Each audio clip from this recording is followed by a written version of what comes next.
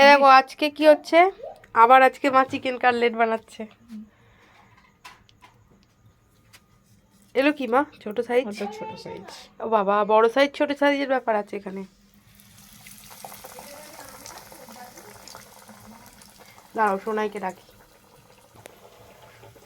এই তো ভাজা হচ্ছে সোনাই। কি রে, তুই খাবি? তোর ভালো লাগে চিকেন কাটলেট? দেখি আমার মুখটা দেখা। ভালো লাগে? এটা আবার কি? এটা কি এইগুলো কি বলতো? Chicken cutlet. এখন ভাজা হচ্ছে, তারপরে ভাজা হয়ে গেলে জেলে।